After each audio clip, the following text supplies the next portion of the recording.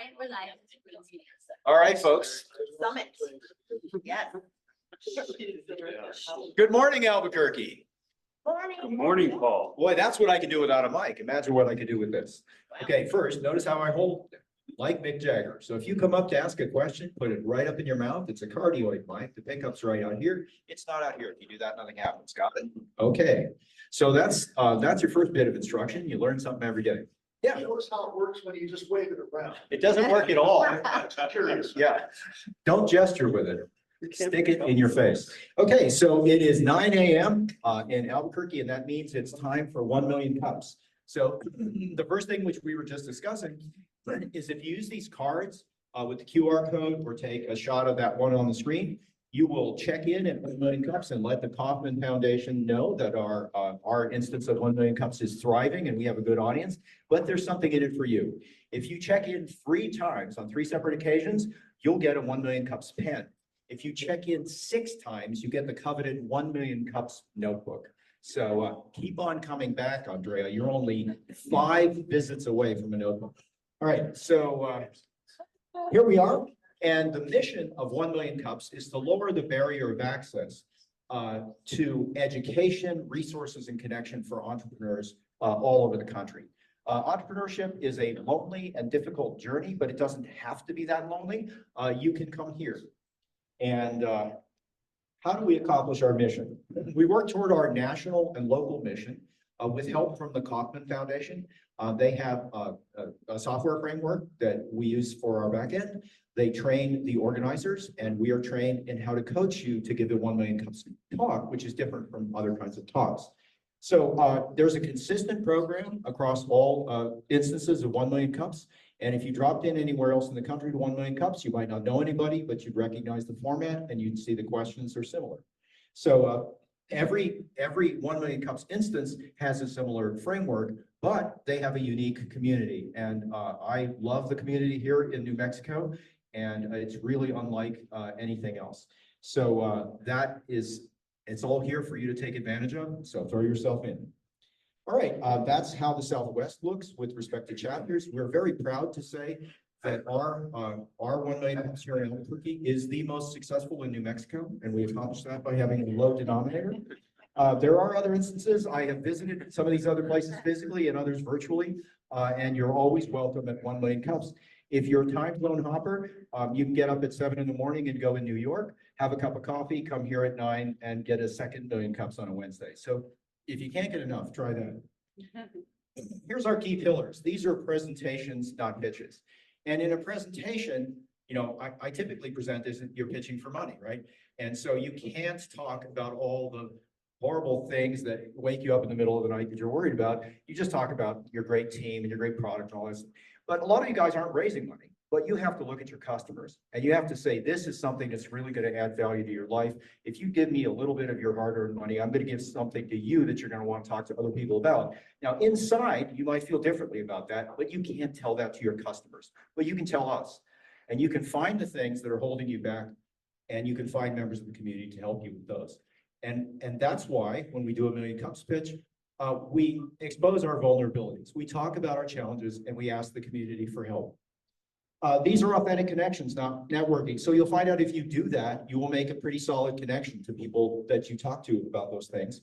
It's run for the community, by the community. Our organizers are all volunteers. We're not masochistic altruists. We all get something out of volunteering. If you'd like to have a conversation about that, talk to me. I'll tell you everything I've gotten out of 1 million cups over the years. We're radically and intentionally inclusive. All kinds of entrepreneurs are welcome here. Everybody from mom and pop brick and mortar operations to whiteboard companies that might have a little bit of funding, to people that have gone all the way and have a lot to teach us. So all of those folks are here and welcome here. More about our mission. The only thing I'd remind you of this is an educational opportunity. You're going to talk to people who, you know, when you have a conversation about something with somebody here, they're either going to know more about it than you do or less. If they know more about it than you do, listen carefully. If they know less, please be helpful. And please be polite. If someone says something that you strongly disagree with, that might be a good time to keep your opinion to yourself. All right. It's also easy to apply to present. You can talk to one of our friendly organizers. and we will set you up with a coach. Now, how do you know if you should be talking here? If you should have a for-profit business defined as a company that sells goods or services for more than it costs to make them. It helps if your customers are someone besides your mom. And we'll assign you a coach and make you look your best in the 1 Million Cups format. So these are our organizers. I'm Paul Sutter with Equiseek. Lisa Atkins here with FatPipe, and FatPipe has been our host for these many years, and Lisa is extremely helpful, although she's quite quiet about it. So just, go talk to her about your needs. Eric Renz Whitmore, usually online, making the city of Santa Fe thrive. Danielle Silveski, not here today, but often here, and also very helpful. Sonia Dewing, busy getting famous. She's online. Congratulations, Sonia. I only buy the Albuquerque Journal when I'm in it, and I'm sure you bought extra copies of that. You bet. And also, thank you to Kakoa and Oscar, founders of Legacy Family Documentaries. Okay, it's a pleasure to thank our sponsors. Once again, FatPipe has been our host at zero cost for 10 years. We could not exist without the generous support of FatPipe. Dry heat photography, making us look our best. And thank you very much for that. And More Than Organized, Miriam Ortiz-Pino, organizing your stuff, your thoughts, and providing creamer for your coffee. Foundation for Sustainable Living, bringing us coffee, and it don't happen without coffee. Beyond Energy, remind me again what Our energy drinks. Our energy drinks. Okay, so yeah, if caffeine isn't quite doing it for you, you can lift it to the next level with whatever's in those. And Noventum Custom Software, writing software that doesn't suck. There's Brian. He's really helpful, and boy, you can't believe what's going on under the hood at most websites these days. And Minuteman Press for all your ink on paper needs. Those cards with the QR codes that I'm encouraging to use are from them. And that's it. And since we're a little short-handed today, I also have the pleasure of introducing today's presenter. Today, it's Marty Bonacci of Custom Cult Snowboards. You saw the van out there. This is a fantastic story. This is a story that every entrepreneur needs to hear. And I can't tell it better than Marty, so I'm going to shut up and give him the mic.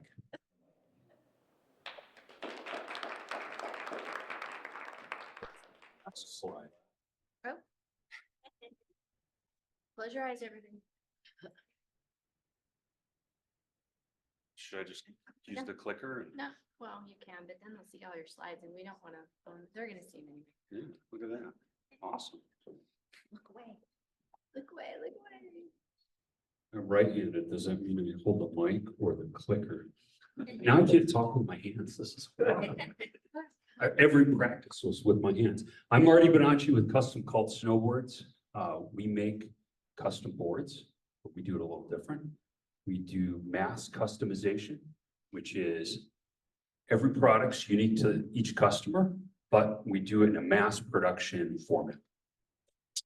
So I've presented 1 Million Cups a couple times, and here in Albuquerque, a couple times up in Colorado, and made a bunch of other presentations in Albuquerque. Paul asked me to come back and talk to you all about what we've got going on at this point. I wanted to change it up a little bit rather than spend a whole lot of time talking about our status. I wanted to talk about something that gives value back to entrepreneurs in the community here. This community's helped us out a ton, and I wanted to give back. So we've been able to overcome a whole bunch of really challenging obstacles, and I want to talk about how we did that. So let's go back to this clicker, don't do none. Back to 1994. In 1994, I quit my job, dumped my girlfriend, and moved to a ski town. As everyone does. As everyone that knew was very doing, right? Let's try the clicker. Why did I do that? Snowboarding, right? That's what you're thinking. Well, duh. But not every snowboarder quits their job and dumps their significant other and moves to a ski town. There needs to be something more for that to happen. I discovered something that made snowboarding so much more fun than it is for the average person. So fun that when I go snowboarding, people on the run, just stop and watch me. Am I the best rider in the world? No. Am I having more fun than anybody else out there? Hell yeah. So much fun that on this particular run where when this picture was taken, the photographer and I were riding down and we get down to the bottom. This is a Taos. Does skiers love snowboarders at Taos? No. Yeah, they do. It's thumbs up. All right, cool. Some of them do, right? Some of them do. But I've seen videos where they've tackled the snowboarder and beat them up. You can find it on YouTube. Right? It was when they poached the mountain before it was available to snowboarders. So I was having so much fun on this run. I get down to the bottom and one of the ski instructors, ski boots on and everything, comes running up to me and high fives me. That level of fun. Now, this level of fun requires your snowboard to be fit to your body perfectly. And in most cases, that requires a custom board. And I discovered this. So what did I do with this? Let's see if this works. It works. Awesome.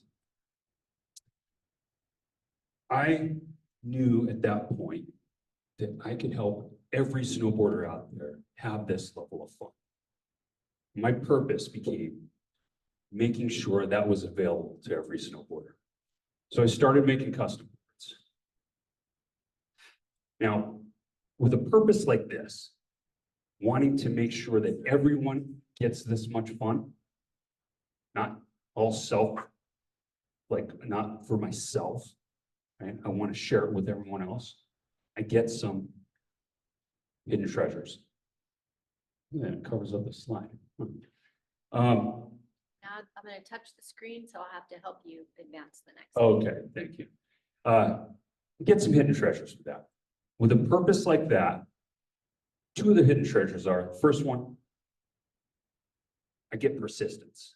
A level of persistence in which I'm willing to do whatever it takes to accomplish this goal. Now, the second hidden treasure is kind of tied to the first one. That word whatever in whatever it takes, it's not do what's by the book. It's not do only what you're advised to do. It's do whatever will get you to that end goal. It's not a straight line. It's off the beaten path. So that second hidden treasure I got from having a strong purpose was openness to solving problems, finding solutions that were sometimes ridiculous, that people would not think of. Now, the biggest obstacle that we run into at this point as entrepreneurs is how do we fund this idea? How do we fund the startup of this business? How do we fund the growth of this business? Now, I've looked at investors. I have a couple small investors, family and friends. I've looked at bigger investment. I've looked at going to the bank and borrowing piles of money from other places. But there's something that comes along with that money. There's a cost. Right? Investors want a return on their investment in a certain period of time. A lending institution wants their money and interest back in a certain period of time. That gives an end to the runway of you accomplishing your goal. And if you don't accomplish it in that period of time, then it ends. It's guaranteed failure at that point. So I said, I don't want to do that. I'm going to find another way to solve these problems. All right, let's talk about some obstacles ahead and how I dealt with them. First expensive obstacle I want to talk about is this CNC machine. We have some software that we wrote that makes mass customization of snowboards possible. We plug in specifications of the board off our website, and it kicks out toolpath files that cut out all the parts. They run the same process over and over for every snowboard, just like in mass production, except every product comes out unique because of this software. this machine, a certain brand machine, the software was written to run on, called a ShopBot, and it costs 40 grand. I didn't have 40 grand. I didn't have 2 cents. So I said, all right, how am I gonna get access to one of these machines? So I hunted around, tried to see if I could find someone who might have one, maybe a cabinet making shop or something like that. And I knew that some maker spaces, this machine was popular with some maker spaces. This was back when Fuse Makerspace hadn't opened yet. I said, these guys are gonna open. Maybe they'll have one. So I go to the website, call their number, goes into a black hole, never get a call back. You know, they're still at that planning phase. Well, I tracked down where they were located, no sign or anything. It was over on main campus at CNM. And I walk in and there's someone there. His name is Jim. And I'm like, hey, is this Fuse Makerspace? He says, yeah, but we're not open yet. Oh, okay. And I look over and what do I see? But a ShopBot in a crate, not assembled yet. I said, oh, hey, I see you got a ShopBot here. Do you have somebody that knows about this? Do you want some help putting it together? I says, you know how to do that? I said, yeah, I've assembled a handful of them, written software for them, made some accessories. I can put it together for you if you want. I didn't ask them to pay me. I just figured, hey, if I help these guys and put this machine together, it'd be pretty uncool if they don't let me use it, right? Okay. And so Jim says, heck yeah, that'd be great. So I spent a couple weeks putting this thing together and then we fire it up and it works. And Jim sees me putting it together, barely looking at the manual because I've found a bunch of them. Says, hey, you want a job teaching how to use this machine? You'll get a free membership to the makerspace if you're an instructor. And I'm like, sure. Bam, I just got access to a $40,000 machine, plus didn't have to pay for the overhead, the electric, the rent, or any of that for nothing. A couple weeks plus part-time job out of it. Solve that expensive problem. That was an obstacle. I didn't have 40 grand, let alone a place to put that thing. Wouldn't have happened unless I got creative. It's like, hey, let's go down here and see what I could talk this guy into. All right, let's talk about another expensive obstacle. This is our website. I had been trying to get this website built since 1997. Now, some of the technology going on this website wouldn't have been possible then. There wasn't the web tech for that in the browser. But I was trying to build a website, get a website built or build a website that could help the customer through the design process so they could design their own custom snowboard with some guidance and then be able to order it. Now, I went through many web developers. Now, of course, nothing wrong with them. I just was broke, right? I couldn't go to the best web development. I couldn't go to Brian and go, hey, Brian, here's a pile of money, which you'd be well-deserved to get to build this website for me. I had no money. So, I was calling favors, begging people, and trying to find investors, do this crazy thing that made me have a lot of fun, which is not real tangible to investors. And built a bunch of sites along the way, learned a ton in the process of working with web developers. And eventually it was like, you know what? I'm going to do this myself. I went over to Deep Dive Coding Bootcamp, took the full stack web development bootcamp after trying to, heck yeah, awesome. After trying to build it myself many times, teach myself PHP and JavaScript and all the other web technologies that would be needed. And after taking the Deep Dive Code Bootcamp, I still didn't know enough to build this. It took a couple more years of development to finish this up, but I made some great connections. Some peers gave me a ton of help. I made friends, did favors, anything I could to get the help I needed to build this, including after I finished up the boot camp. I went over to the boot camp a few months later, and they said, "Hey, we need an assistant instructor. You want to come over here and teach part-time?" So that they paid me 20 hours, but I was there 40 plus hours because I was learning that whole time. And because I was there helping so much, you think that other higher up instructors helped me out? Heck yeah. They gave me tons of guidance. I learned a ton in the process, made some awesome connections, and built this website. Now, after this website was about 95% done, virtually where it's at now, I went and got it appraised. $300,000. They said it would cost 300 grand and it'd take at least 2 years to build. I said, no wonder I couldn't find anybody to build this thing for nothing.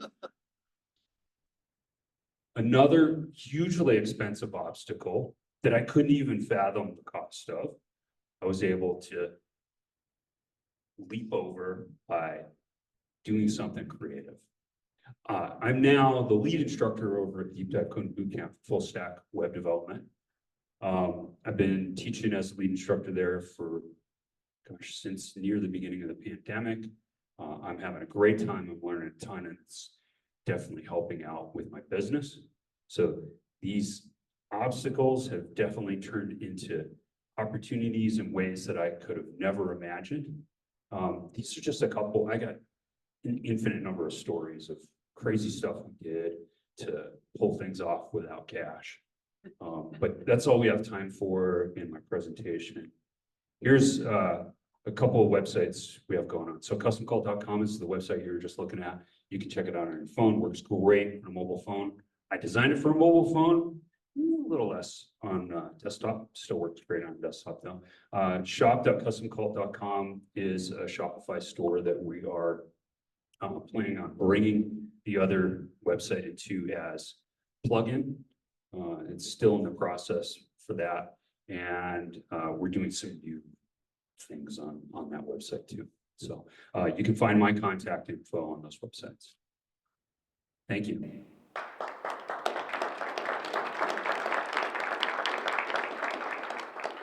I'm going to show you how question and answer is done. If you want to form a line here in person, if you have a question for Marty, and then I'll also take questions online. So Marty, since this is 1 million cups and all these people came to hear your update today and provide some assistance, can you tell us at least one business challenge that you're having right now that we might be able to help you with? Let's see, the one that comes to mind first is I've seen an AI sales chatbot in action and have been blown away at how well it worked.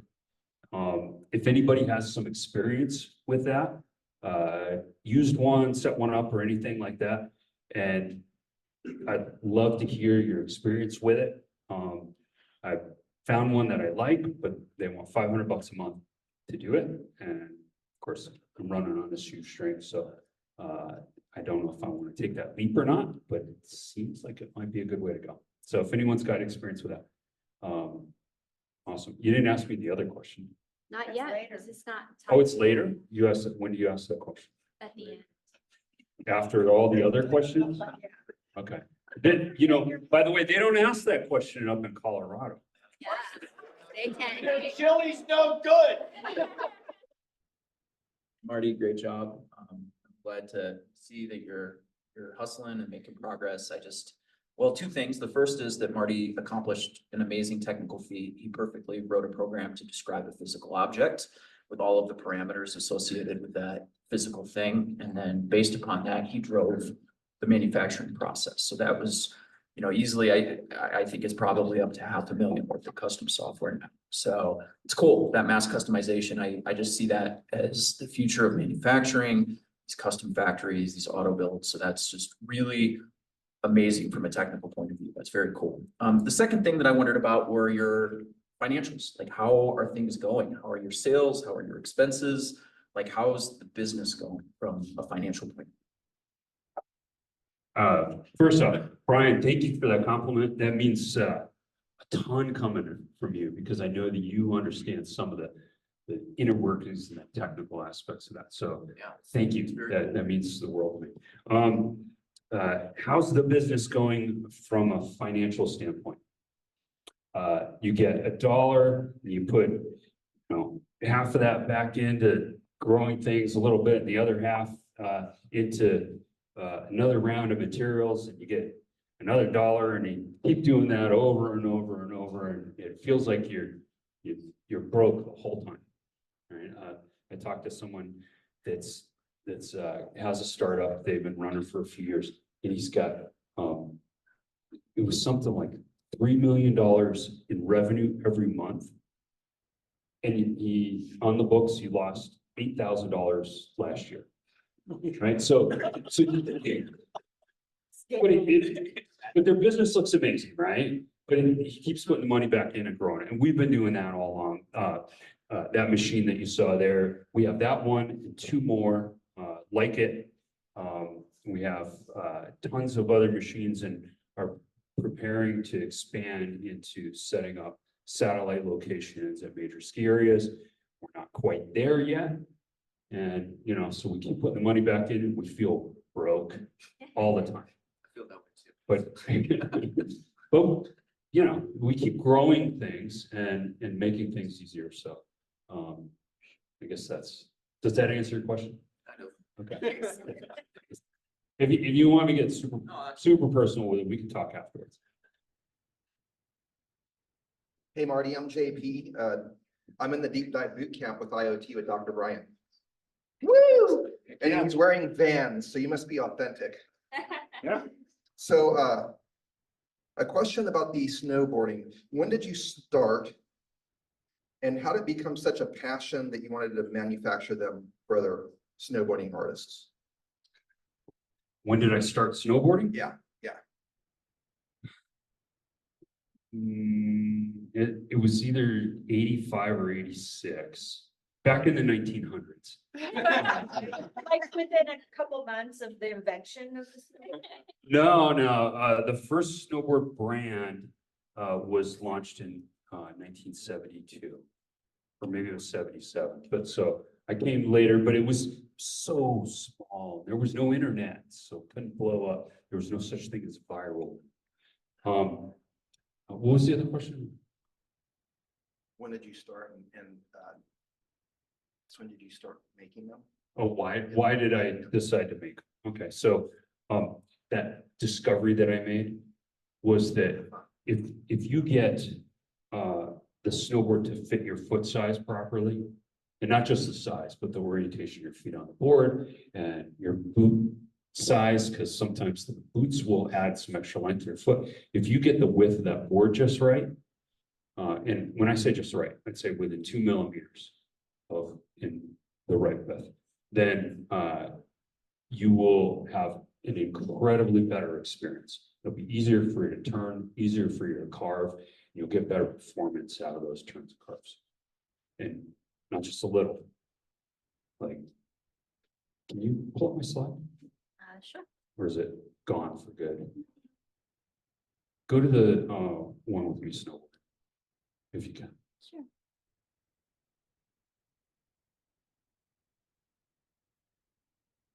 Thanks, Lisa. All right, see how far I'm leaning over there? That's nothing. That's an average turn for me. If you dial in the width of the snowboard just right, perfectly, then you can do incredible things in the sport. Super fun. The industry is not doing that. The industry's going, oh, a 155? Here, we'll make it in 2 widths for all adult males or females that have that same height. And that's it. But we'll have a regular and a wide. Maybe we'll have a mid-wide or something like that. We're talking about a centimeter difference between their regular and their wide board. A foot size is about a centimeter. So between size 8 and size 12 feet, which someone riding a 155 could have anywhere from a 7 to a 12. We're talking about from 7 to 12, 1.75 inches, like this much. Your board width could be off this much. That's like wearing clown shoes and walking around like that all day long. But you can't tell that by looking at a board with fancy graphics in a retail store. You need some way to define that. Can you click to the next, or the all the way to the last side, or the pretty close to the one with the boot on it? One more. One more. There you go. This is a sizing tool that we've come up with. It's a PDF file. You can find it on shop.customcult.com. You print it out, you cut it out, you fold it up, and I haven't made the video for it yet to show you how to do that. But you can measure your boot and binding setup to see exactly how wide your board's supposed to be. And you go back to the website, to the fitting, which is shown on the right there, and enter in the dimensions you get off of that tool. And it'll give you some recommendations how wide your board should be for different types of riding. One last question. Fire away. Okay, Mike. Right. Mike. Oh, this- I could ask a lot, but there's a lot of people here, so I'm gonna make this just one question. Yeah. When did you start making your first commercially or your sellable board? And from that point, what have you learned to be able to do what you're doing now? Two-part quick question. That is not a quick question. Okay, 1997, I made in my own factory that I built, my first custom board. And there's a whole crazy story behind that. That one was sold prior to making it. I managed to get it back. I have it right now, so I'm super stoked. So, but I had made 2 custom boards before that, working for a couple other companies while I was trying to figure out how all this worked. And then what did I learn in the process to get to where we are now? All right, let's see if I can give you this crazy short version of it. I started making custom snowboards in 1997 in my own garage, Gallup, New Mexico, of all places. And it was a pain in the neck. It was horrible. I didn't have any automated equipment, had no software. I made a bunch of jigs and templates and was cutting everything out by hand with these jigs and templates. And I said, man, this is never going to get to that point where it's helps every snowboarder enjoy snowboarding as much as I do. This is not scalable like this. I need to find a way to systematize this, to automate it.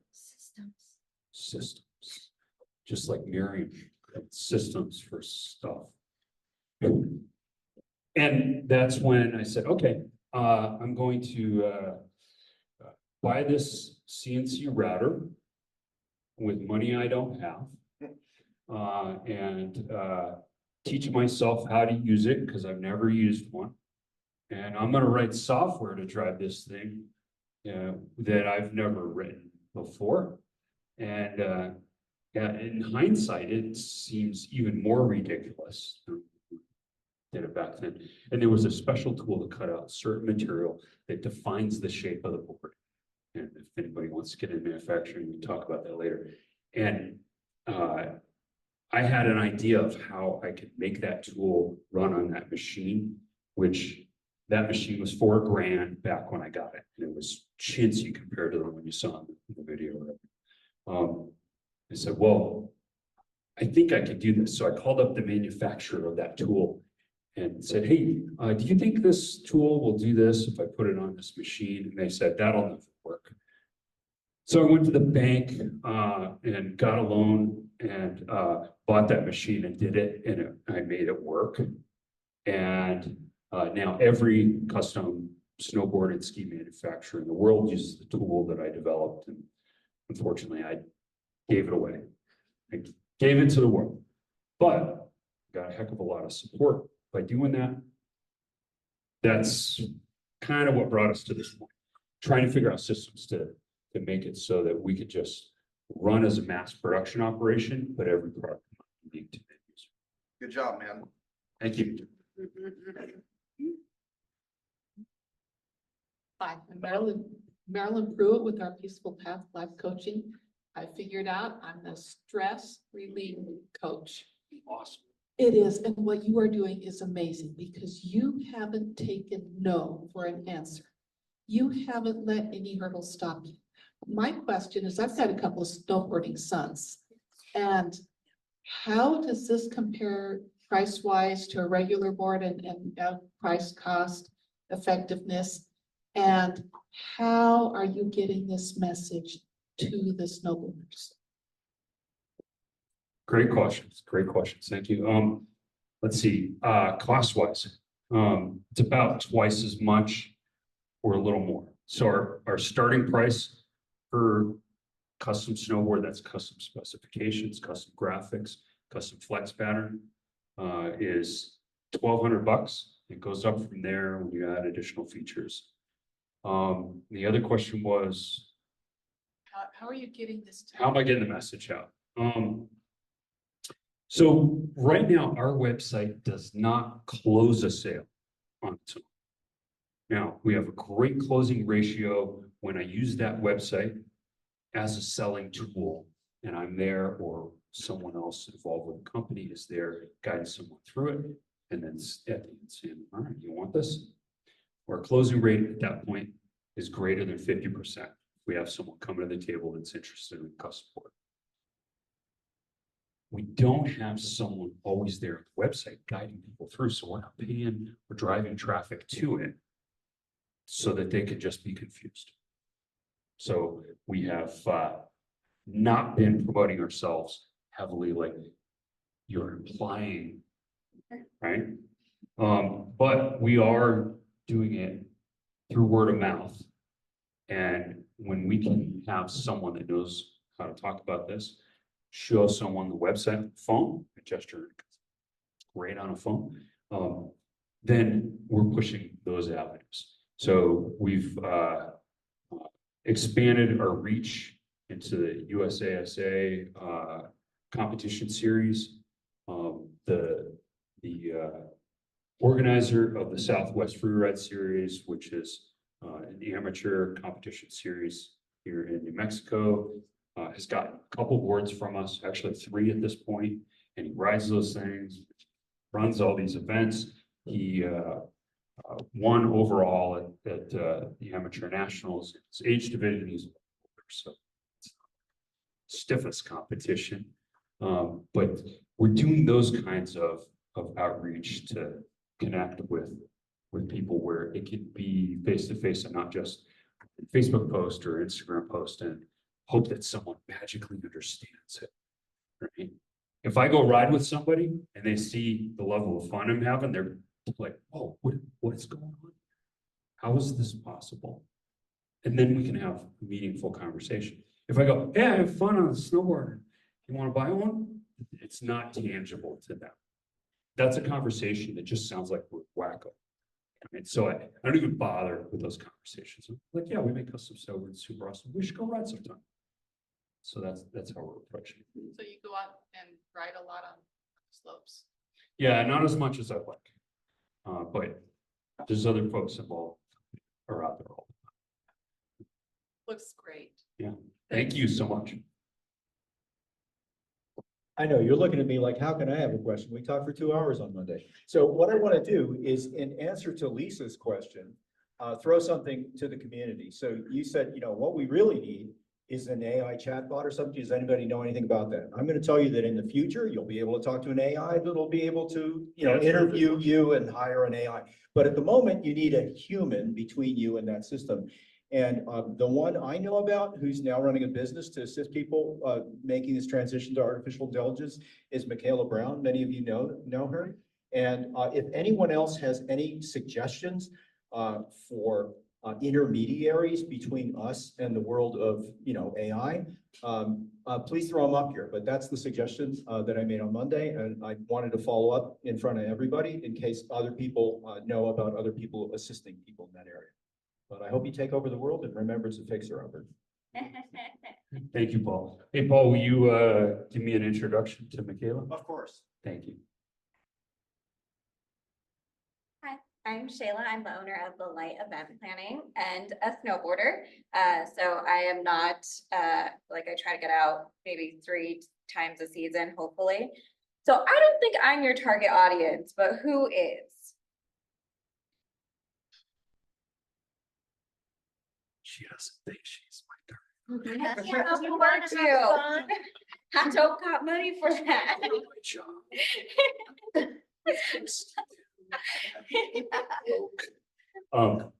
So we've had customers that have snowboarded once and said, you know what, I want to buy a board. And they didn't just have tons of extra. Right. They said, this is an investment. Yeah. I'm gonna go pay this extra. Definitely people that snowboard a lot fit into that market. People that have gotten a taste of. Yeah. This is fun, but there's something off. Right? And definitely people that we get to go snowboard with, they say, okay, we can see something's off here. What's going on? It's their equipment, they're gesturing your feet, because the way the board fits, the width of the board fits your feet is a huge issue. Now, we have fewer women that get our boards because it's usually the board's not wide enough for larger men. But there is just some random buy it because has cool graphics going on, and they just have a board that doesn't fit right. So that tool that I showed you, the paper thing that you print out, it can help people figure out what width snowboard they need, whether they get a board from us or not. So we're making that available to everyone so they can download it for free and they can figure out if they got the right board or not. And if everyone starts using that tool, because it's free, then if we get 1% of everyone, that's a huge number of snowboards. So we're pretty excited about that. Yeah. So yeah, definitely people that love snowboarding, people that can sense if there's something off with this fit, people that want to up their game some and get more fun out of it, people that have peers or a spouse that they can see are having more fun than them. Yeah. They're definitely. Yeah. Then I have a second question. Yeah. So I was on your website because I am looking for a new snowboard, Sweet. but it, like you mentioned, there's a lot of questions and a lot of width, and just me by myself, I don't know what widths I need. And I think the video would be really helpful, but how do you go from someone being on the website and then just stopping, like, I don't know the answers to these questions? Where's that connection? Perfect question. So the website takes people through the steps, but they don't know the steps. They don't know that's what it's there for. So we didn't completely finish what we had initially planned for the website, and that was a wizard or a guide or an AI chatbot to guide someone through the steps. And if you scroll through the steps and do it in this fashion, it'll make more sense. It asks your height. Everybody knows their height. Easy one. Your foot size. See, your weight. Great. Then it goes into personal preferences. Like how wide do you want your feet apart? What stance angles do you want? Do you want your stance set back better? Do you want a board of a certain length? You can go through and just set the specifications that you know and leave everything else the same. And then you can scroll through the people on there and it will redesign that board for you as if they had your height, your weight, your foot size, and the personal preferences that you set, what they would have designed for the rest of the board for you. Oh, that's cool. So that's what's going on there. We have a ton more people to add to it. I haven't set up the interface to automate that process yet. but we have. Basically, those are people that have come before, that have gotten snowboards from us. They're not necessarily pros. A couple of them are pro riders, but they're just people that have gotten snowboards before and said, yeah, you can use me as a profile. So that's how that works. Usually what we do is, and we have kiosks, we have one at our shop that's 48-inch monitor, touch screen, and it's basically like a giant phone. And we'll go through with folks. We'll go, what's your height? What's your weight? What's your foot size? And we'll enter that in and say, do you know this? No, you don't? Okay, great. And then, of course, as an experienced designer, I could say, well, let's go with this on this one, or let's see what these different designs on here come up with. And we could go through the rest of the things on there and fit them appropriately. Yeah. And by the time we get to the end of it, we've designed a custom snowboard step by step, and this person has been thinking, wow, this is perfect for me. I've been making decisions over and over about this board that wow, now I really want. And what? Oh, the graphic. I get to pick my top graphic and I can upload it here. And then Fun part. there's a share link there. You can say that saves your design and that on that link, and you can open it back up and make changes to it. So at that point, it's an easy decision for folks. Cool, thank you. You're welcome. Great question. Thank you. Steve with Beyond Energy. I think I saw you present like years ago when your first presentation, so it was kind of cool to watch what you did up to. So just while you were talking, just kind of dawned on me, the golf shops, you have different country clubs, stuff like that. They do that with golf clubs, right? So they'll have somebody from Callaway Golf or whatever do custom golf clubs, off the golf. So is that something you've done? Like, is that an opportunity to go to different places where people snowboard, set up a booth and do that on site? We've considered that. So I guess the snowboard industry is a little bit different. At ski areas, you'll often see demos. A manufacturer or a brand will set up a little booth, they'll set up a tent, skis or snowboards that you can come try out. And we've thought about doing that. Problem with that is we don't stock anything. Everything we make is custom. We finish it, it goes out. We don't have anything. All we have is my board and a couple other boards from people that work with me. Now, if we've said, well, what if we make a bunch of boards? But they're not going to be testing out what we would design for them in the end. So we've considered making 10 different 155 boards, all a few centimeters off from the other in width. All these different steps that people can try out. Just one characteristic change, just the width. Everybody gets a 155 and we just dial it in until they've got the perfect width and they can see the difference that makes. So we've thought about doing stuff like that. We have kiosks that we can bring around to different places. But at this point, putting it up by itself, you end up with the same situation that, who was it who was here last? What was it? Who was asked a question last fall? Back.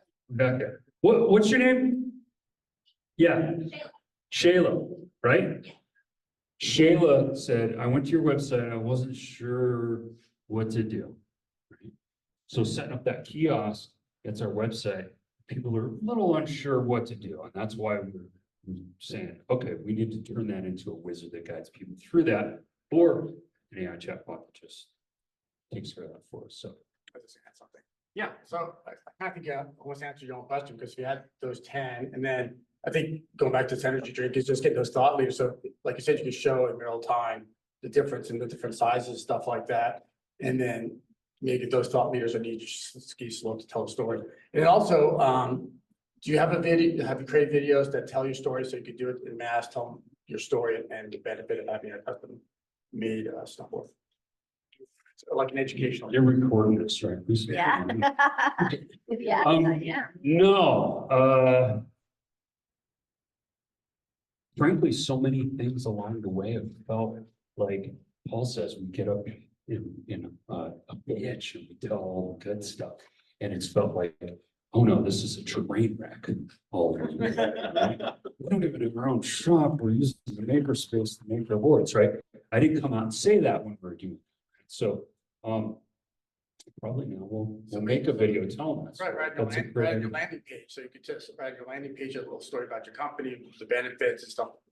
I was just gonna say, yes, right, your landing page, you can have your video telling your story, maybe, video of your shop, tell them the benefits and then maybe an email to contact for information, but yeah, being able to, that's what the internet's all about, is telling story at scale. So you can't be everywhere, so just a video to tell people, and then tell them some of the challenges people have when they go to your website and how to solve those problems before they hit them, so anyway.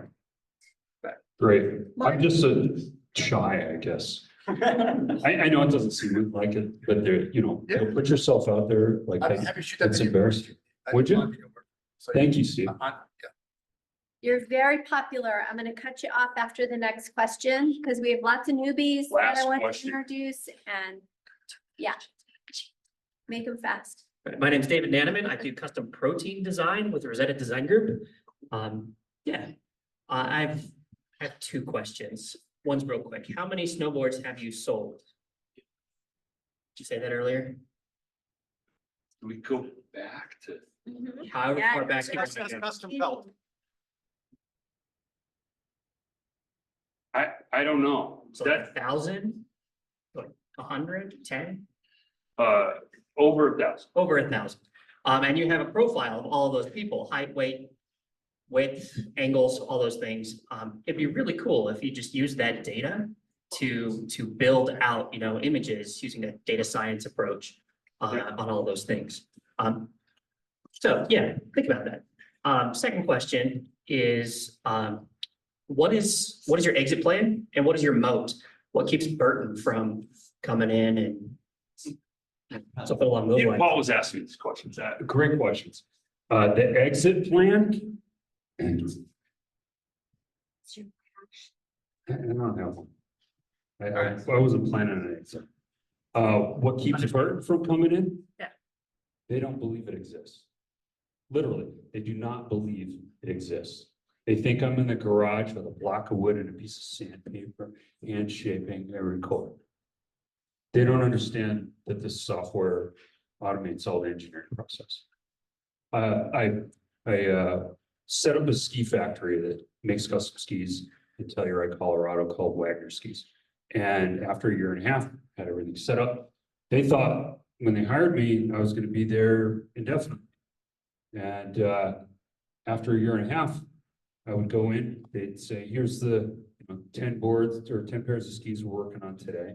I spent 5 minutes generating all the machine files and everything because the software deals with it for me.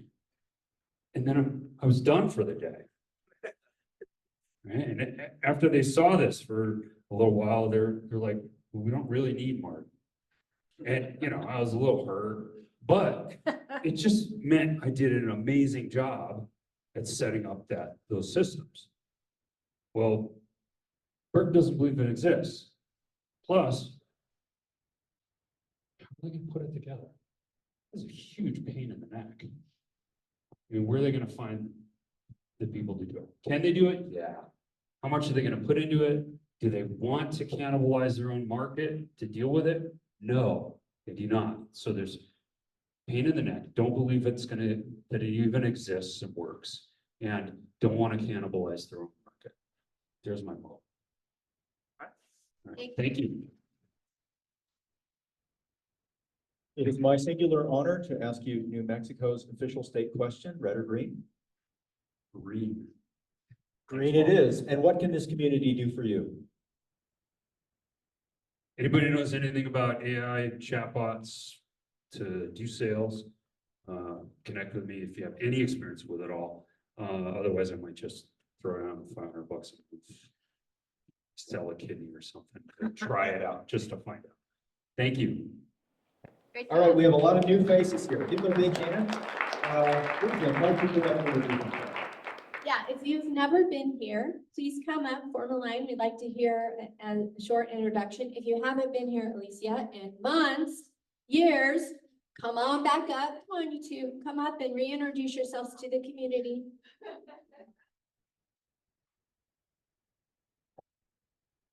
Just give us your name and how you heard about 1 million cups, and if you own a small business, when you're going to apply to present. Okay, awkward. My name is Gray. I own 3 small businesses. My primary is I'm an insurance agency. I was here under the invitation of Dr. Norm and Miss Barbara Dawson over there, so it's entirely their fault. What else did you? That's it. That's it? Yeah. That's it. Thank you. My name is Ron Green, a lifelong resident of Albuquerque, cousin of Brian Blondeau, who invited me here to show me what he's doing as he learns how to buy a business and explores the world of Albuquerque's entrepreneurial opportunities. So, I've worked in major corporations, run a small nonprofit for many years. So I don't know, Brian's actually trying to lure me back.